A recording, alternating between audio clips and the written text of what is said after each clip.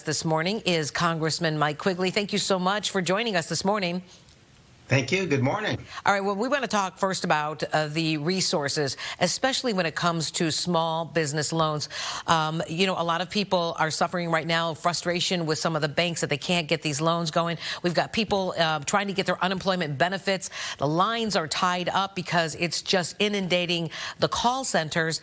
And the stimulus checks are coming, but people are saying it's just not enough to get them through anything more than a month.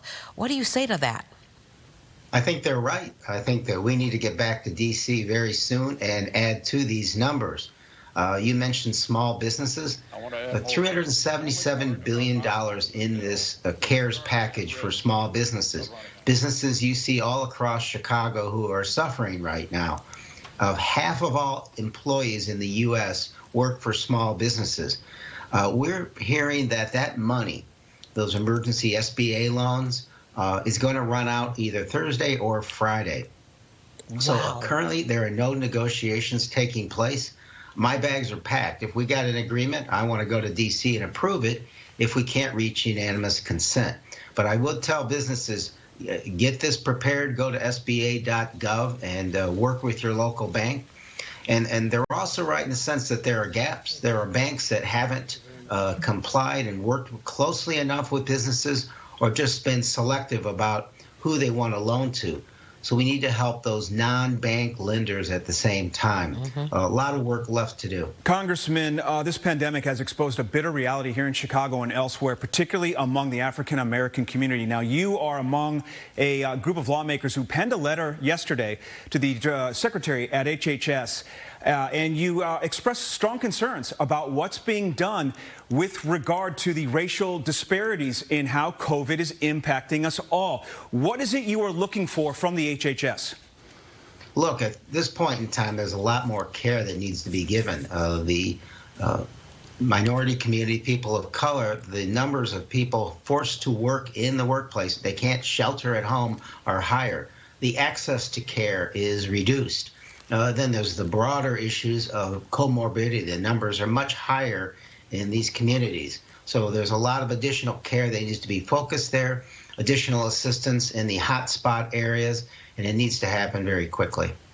You know, there is a report out of the Chicago Sun-Times that our governor here, who has expressed frustration with the federal government in trying to get some of the PPEs and the equipment that he needs, that the governor here has made a deal with China in some capacity to get PPEs and masks flown here directly to Illinois, so that he doesn't have to compete with the federal government for some of that, or even other states.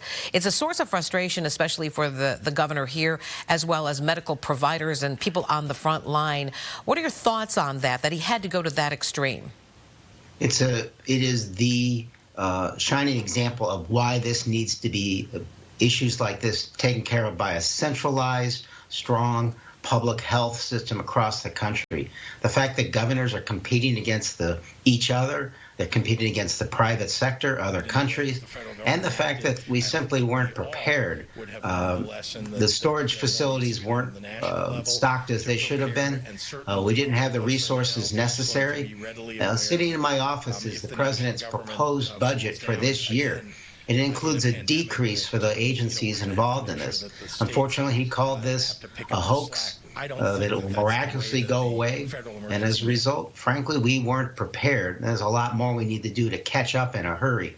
The CARES Act, a lot of money to help local governments get the resources they need, but it indeed is going to be insufficient. Congressman, we're almost out of time. We know the president is itching to get the economy back up and running. I read something from Jamie Dimon. He's the head of J.P. Morgan Chase. He says he's spoken to many business leaders. He says there is no way we are back to normal, at least till June, and maybe not until July. What are your colleagues on Capitol Hill saying about the likelihood of America getting back to the business of business on May the 1st? Yeah, it's unlikely. The fact is, this must be based on science. It must be based on medical facts. It can't be on some desire to open up the economy, because if we're not ready, we're not ready. This is indeed, and always has been, a public health crisis. Until we get the virus under control, we can't begin to think about how to open up the economy in the term the president used, a big bang. It's going to be staggered. It's going to be phased in, but we're going to need to protect the most vulnerable. We're going to need to have far more testing and tracing. And we're going to have the resources to protect those who are most exposed to this virus and who are at greatest risk. Congressman Mike Quigley joining us right now from his home.